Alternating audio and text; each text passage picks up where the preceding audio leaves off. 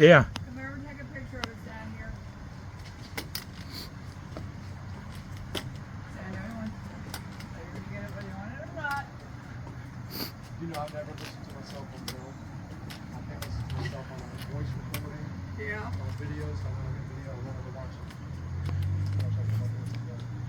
it. And here we have, ladies and gentlemen, my wonderful wife, Miss June Guyman Stephenson, and a handsome young man that's thinking of doing the landscaping work here for us.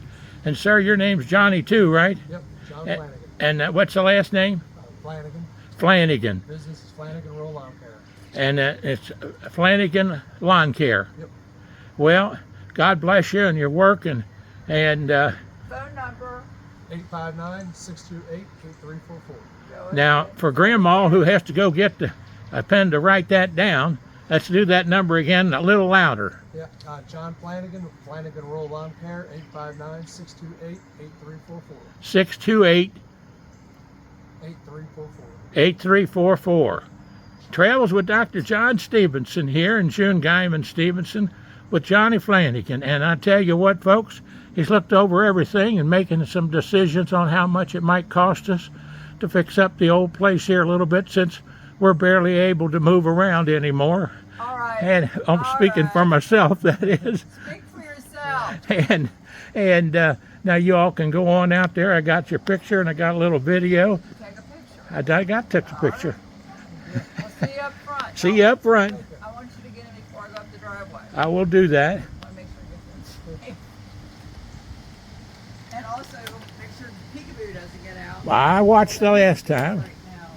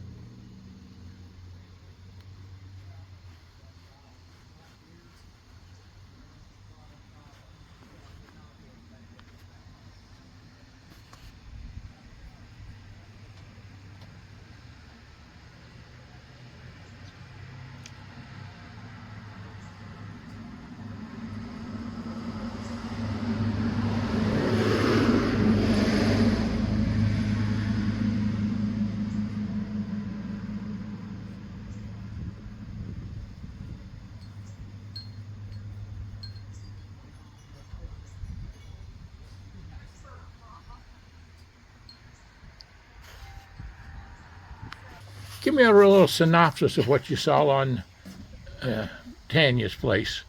As far as No, stop a second, because it's going to start raining, so let us do it before it rains. Then you can do this after it rains. Okay.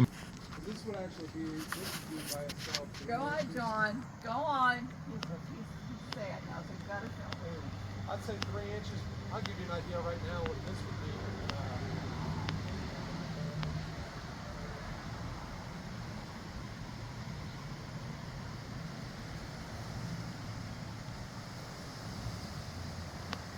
Removing everything from the soil, free and mulch, just from like the gutter and around. Be right at 300? you figure 35 a scoop, and that's going to be 2 scoops. At least just for this, you know. That's a lot, you know, a lot of mulch. Yeah. And then you figure bag wise, that would be, that'd be about, if you go buy a bag, that's what you used to buy. Yeah. That'd be about 30 bags of corn, you know, every bit. And that's kind of skipping a little. Okay, what if you just clean the weeds out? Clean the weeds out, that would be, I'd say an hour of labor.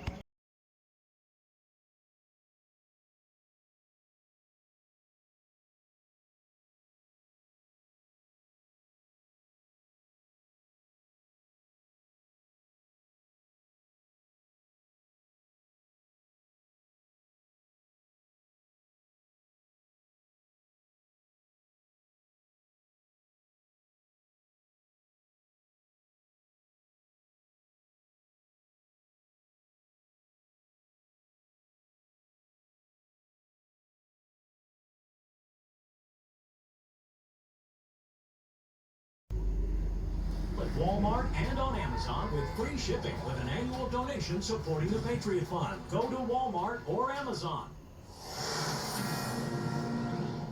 This is a Fox News alert. The Department of Justice taking action and prosecuting the fraudsters that we tell you about every week. So listen to this. The DOJ announcing that over the past 7 days, the Department of Justice has taken enforcement action in fraud schemes totaling over $340 million. And here are several of the alleged fraudsters that were arrested just this week across several states. The DOJ also secured several court victories. Listen to some of these. Now, in California, a former teacher admitted that she conspired to steal tens of millions in Medicare funds.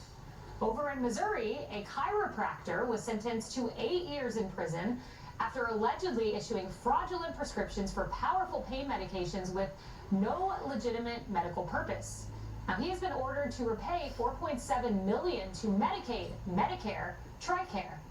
And then down in Texas, an illegal immigrant admitted, quote, to theft of government funds and aggravated identity theft using a stolen identity. She submitted immigration petitions on behalf of family members and obtained disability and Medicare benefits. Meanwhile, Health and Human Services Secretary RFK Jr. highlighted the Trump administration's ongoing effort to target healthcare fraud in the state of California. We've already shut down 500 hospices in Los Angeles, and incidentally, we haven't had one call from Congress or anybody else about complaining because clearly these were fraudulent. Joining me now, the man leading the charge, First Assistant U.S. Attorney for Central District of California, Bill Asaley. Bill, you heard RFK Jr. there. You are in a state where this hospice fraud is apparently rampant. He hasn't had calls that people are missing out on their hospice care, and we covered a hospice facility in California where I believe it was 97% of the people lived. It's doing real miracle work out there. What are you finding as you prosecute these guys? We are finding just a tremendous amount of fraud. We did just a couple weeks ago a huge takedown on hospice fraud with Dr. Oz, where in one day we arrested 15 people for over $50 million of healthcare fraud. That's one day's work.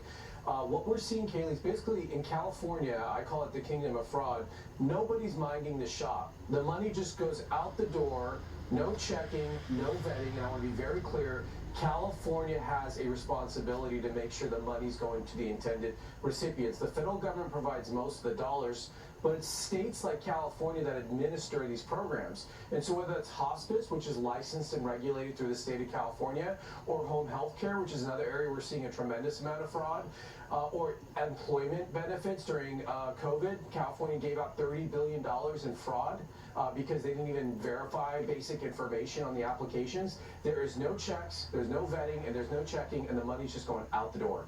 I have asked a question to Dr. Oz and then to Andrew Ferguson, who's on the White House task force, about whether they have spoken to Gavin Newsom. And maybe you could write it off and say, oh, Gavin Newsom doesn't want to talk to the White House and Andrew Ferguson because he's on the task force. But you are the district attorney on the ground in California. Have you spoken to Gavin Newsom? I've not heard a peep from him. He's got this troll account on Twitter that likes to spew comments, but that's all we hear from him is just trolling and mocking. He mocked Nick Shirley, he mocked our prosecutions, and then the next day you have his attorney general coming out and doing the exact thing we're talking about, which is fraud. So they don't know what to do, Kaylee. I think they're flailing a little bit. They wanted to not shine a light on the magnitude of the fraud. We're past that now, so now they're shifting, trying to make it look like they're serious about it. They're not serious. The legislature just had an opportunity in California last week to do, or this week, to do a task force and do some oversight, and the legislature voted it down. They're not interested in talking about fraud because it's an indictment on their government, on their policies and their practices, and they don't want to do anything about it. They just want to spend government tax dollars. And when he mocks Nick Shirley, and when he mocks you, and when he mocks the work of prosecuting fraudsters, he's really mocking the American people, the taxpayer. We all paid our tax bills Wednesday. To the point of the Attorney General, Democrat Attorney General Bonta, he came out in full force. He said he's on the task. He's prosecuting fraud. I want to play a little clip of that. Well, healthcare fraud might be President Trump's shiny new political talking point. California DOJ has been going after healthcare fraud since 1979. For decades. Trump is late to the party. So Trump's late to the party, but you say Bonta, the Democratic AG, is late to the party. They've done nothing in California over the last decade to meaningfully go after fraud. In fact, they've passed decriminalization laws. They've emptied the prisons. We have half as many prisoners in California today as we did 10 years ago. Good luck getting anyone a prison sentence in California for fraud. That's why, really, it's the Trump administration, it's the Vice President's task force that's the only one who's able to provide this important accountability, because when the federal government comes in and you get arrested, you're going to federal prison, and you're going to go for a long time, and we're also going to go and take all your assets that you used to buy, that you used tax dollars to buy, we're going to take it back. We're going to take the houses, we're going to take the cars. We're the only ones that could do that. But Kaylee, there's so much fraud, we cannot possibly go after every dollar. We need the state to turn off the spigot. They've got to do their job, vetting and checking. They let one guy, Amen. we prosecuted Absolutely. about 2 weeks ago, one guy got over $200 million in Medi-Cal dollars because they suspended the fraud prevention measures on their website, the payment system. They suspended it, and the guy took advantage of it. 11 months, $200 million. Wait, that's confounding to me.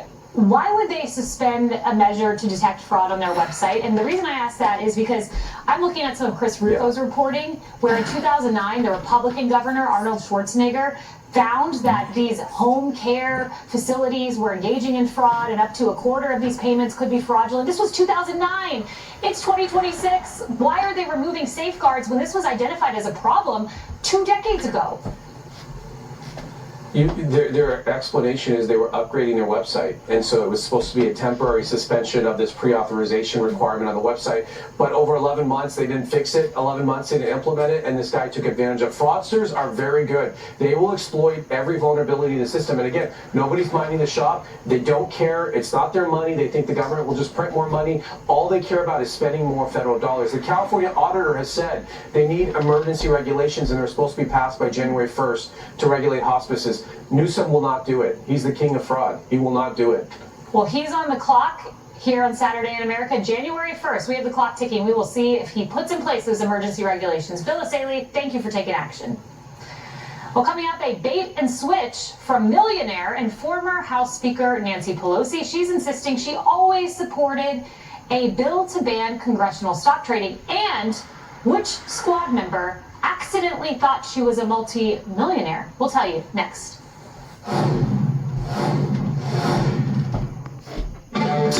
All with our 90-day money-back guarantee. Call or visit GetWrinkleBoss.com.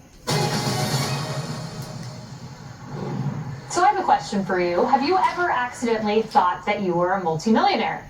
Well, Ilhan Omar says she is not a multimillionaire. And look at this headline from the Wall Street Journal. She thought she was, though. Omar was standing down. Look at this headline. Ilhan Omar says she isn't a multimillionaire, blames accounting error.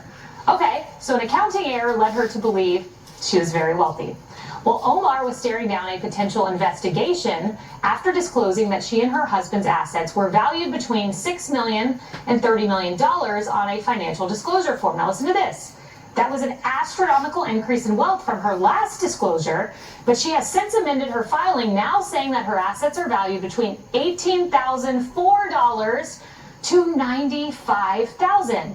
So 6 to 30 million to under 100,000. How in the world does that happen?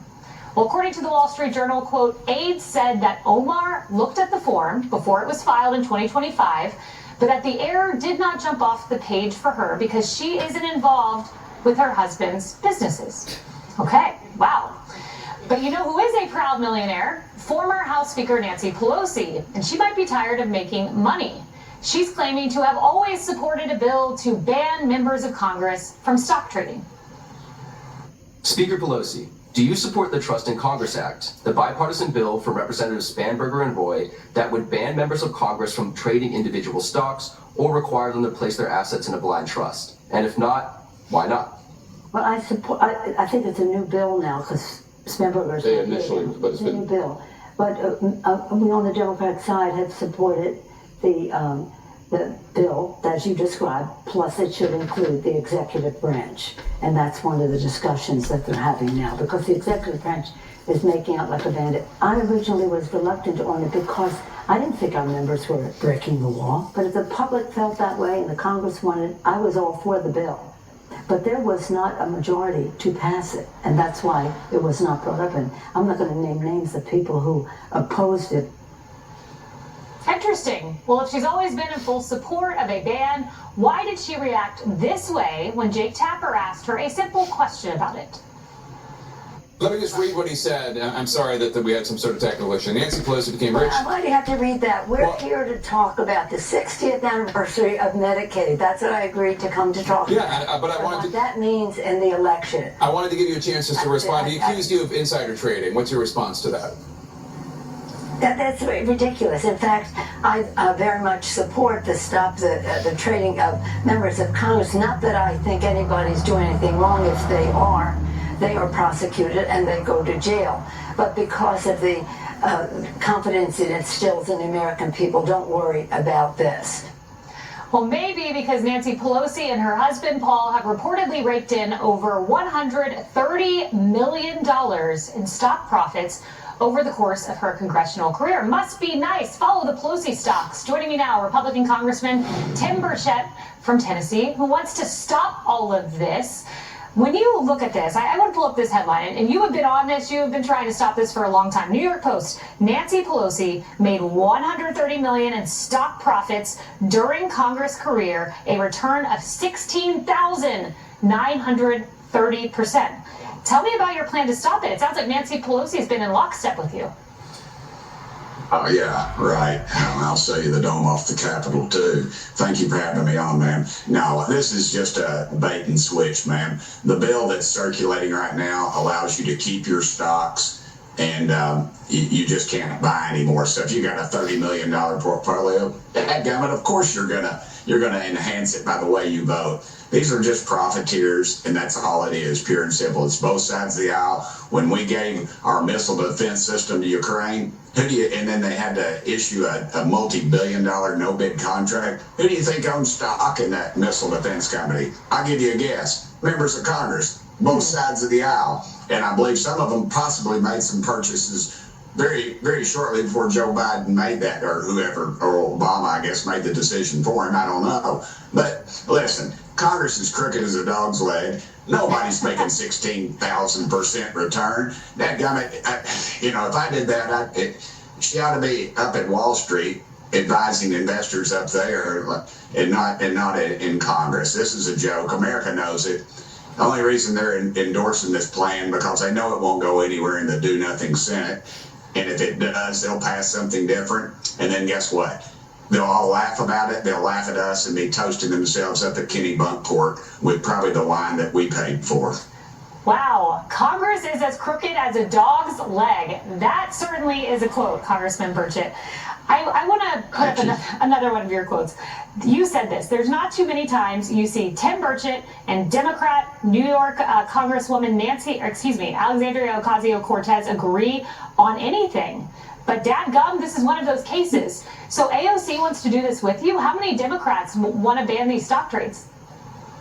There's quite a few, actually. It's and they're sick of it too. But there's strength in numbers, and that tells you, I think, a little bit that maybe Speaker Pelosi's power is waning, because back in the day they would have never done that. Their office would have become a bathroom stall down in the basement of Longworth or something, and this would have never occurred. But I think you're seeing it now. There's a big change with them on this issue, and they see it. And partly probably due to the fact they hate capitalism, which I don't. I just hate crooked people. I don't really hate them. I just have a lot of distaste for them. And the American public's tired of this stuff, man. We got to fix this. And the bill that's circulating won't. My bill is simple. It just says you cannot buy and trade stocks. You have to get a mutual fund. That's what my buddy Tommy Saller is, my stockbroker, and he managed my $12,000 portfolio very well. My other buddy Andy Venable does it too. And I of course, I've since cashed it out because I had to send my daughter to school for a year.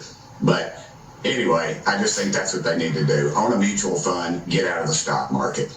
Seems fair. Congressman, I do want to ask you, too, about Ilhan Omar.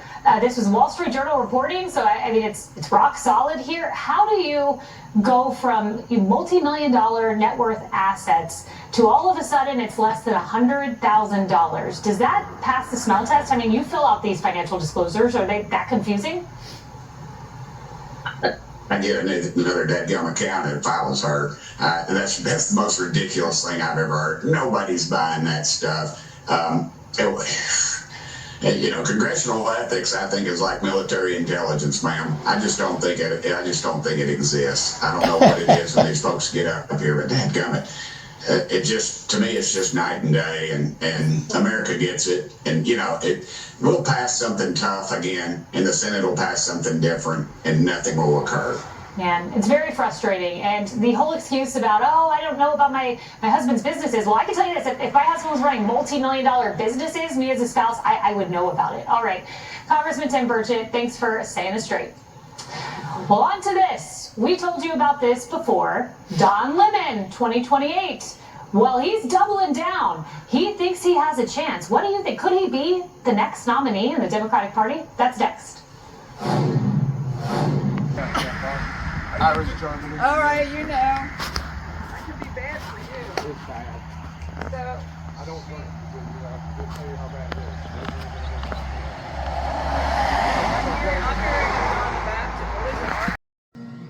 This is a Fox News alert. Acting ICE Director Todd Lyons announcing he plans to leave the agency, writing that he will stay on until the end of May to help with the transition process. More on that in a moment. Hasn't stopped him from doing his job. And look at this. On Thursday, he revealed that ICE busted the largest gift card fraud scheme ever. And get this, the stolen money was being sent back to China. Watch. The CCP is a huge threat, as well as their transnational criminal organizations that have come over here to just wreak havoc. I'll give you an example. HSI actually broke the largest gift card fraud case ever, and it was from transnational gangs within the CCP that were sending that money back to military units in China. And that all came from gift card fraud here in the United States. So we're literally funding our own adversaries. Yes. Through that. We're just supplying small amounts, whether it be $20, $15, back to the People's Republic of China. And that was huge. Acting ICE Director Todd Lyons joins me now. This is astonishing. So to the point of the Congresswoman questioning you there, this is taxpayer money going to China, and HSI, your department, figured this out. It is, yeah, thanks for having me. And it's really to the credit of the HSI Baton Rouge, Louisiana office. They worked with a lot of the large vendors who were just seeing a tremendous amount of fraud. And when you think about it, $20, $25, it doesn't seem like a lot. But what we saw was, under the Biden administration, there was military-age male, Chinese males who came across the porous border. And these are the ones that HSI encountered. Going into a store, taking a gift card off, tampering with that, barcode in the back. And we called it gift shaming because no one wants to say to their grandmother, hey, this gift card doesn't have the money on it, right? So no one really tackled it. But we saw billions of dollars of fraud, and it all could be linked back to the People's Republic of China. Unbelievable. Director Lyons, I also want to ask you about a Hennepin County prosecutor. We hear a lot of demonizing of ICE, and now you have a Hennepin County prosecutor going after an ICE agent for drawing his weapon after he was blocked in by vehicles. Listen to what she said. Is Hennepin County prepared to go head-to-head with the federal government? We absolutely are, and I should say we were able to charge the case because we don't have those obstacles. We expect that once Mr. Morgan is in custody that we start the process. We are investigating the killings of Renee Good and Alex Preddy and the shooting of Julio Sosa Solis. I do expect other charges at some point here. Your response to this prosecutor who has quite a checkered past in her prosecutions? Okay, I really can't talk about ongoing investigations, but I will tell you this is no public defender or no district attorney should be going head-to-head with the federal government. We should be working in partnership. ICE has always been transparent. We conduct our own investigations. The FBI conducts investigations. We work with state and locals. So this type of rhetoric is the reason why, to your point, ICE agents, deportation officers are demonized because of the fact that We have elected officials that just place targets on the back of the men and women of ICE and DHS, and it needs to stop. And I understand you can't get ahead of that investigation. Here's another scenario that is just mind-boggling to me. This is taking place right here in New York City. 38-year-old man, we have his picture. His name's Roman Amatitla. This man set fire to a building in New York City, and according to the New York Post, he stayed in the immediate area to watch people burn and jump from the windows while sipping his beer in what was described as an act of mass murder. 4 people died, and Mamdani won't give this guy to you? What is going on? No, and that's sad. You know, the fact that the district attorney is the one that labeled that crime as an act of mass murder and called this individual sinister. Here you, like you said, you have someone drinking a beer, watching people jump out of a burning building. These are the public safety threats that ICE wants, and to use these type of heinous crimes that affect American citizens and legal immigrants all around the United States, and to use it as a political football is not public safety. You know, I ask all elected officials, please stop playing the games and give these dangerous criminals to us, because we have the evidence. We asked for this individual, and he was not turned over to us. I mean, so what's the next step? He could be roaming the streets behind me if he's not given to federal custody? Well, I'll tell you, the men and women of ICE, Homeland Security, investigations and enforcement room operations, they're out there day, night, looking for these public safety threats. And we won't stop until we get them all, because we're keeping President Trump's promise to make America safe. And by making America safe is getting these dangerous criminals out of our neighborhood. Well, thank you for that. And thank you for trying to stop the next Laken Riley, Rachel Moore, and Jocelyn Nungaray. The list goes on. We have had a shakeup in California, as was just reported, Eric Swalwell out of the California race. But one of the leading Democrats is Tom Steyer. And I want to revisit his comments about the men and women of ICE that you lead. Listen to this. I'm very straightforward about this. ICE should be abolished. You really can't reform an organization which is absolutely wrong and criminal from top to bottom. He's calling your organization criminal. Your response to that? It's disgusting. You know, this is my second time working for President Trump. I also worked for President Obama for 2 administrations. ICE is the same. ICE is a law enforcement organization, an elite law enforcement organization with true professionals that are out there every day taking public safety threats. And unfortunately, the state of California is riddled with public safety threats because they won't work with the federal government. They won't work with the men and women of the Department of Homeland Security. And unfortunately, this is, again, the type of rhetoric is the reason why ICE is demonized, called Nazis, and called for their arrest, because elected officials just use ICE as a political football. And Director Lyons, you have done an extraordinary and elite job in your role. I know you're stepping away to spend some time with your family, nothing more important than that, but I want to revisit your career. 20 years serving this country, leading ICE and part of that time. And here's your record. Just in the Trump administration, too, you were handed an open, porous border, criminals pouring across from Biden, 584,000 deportations. Job well done, and I want to thank you for that. A few moments just to reflect on your time in the Trump administration. Oh, thank you. Yeah, and I tell you, I'm extremely humbled and proud to have started my law enforcement career with ICE and ended it leading the organization, not to make people have that opportunity.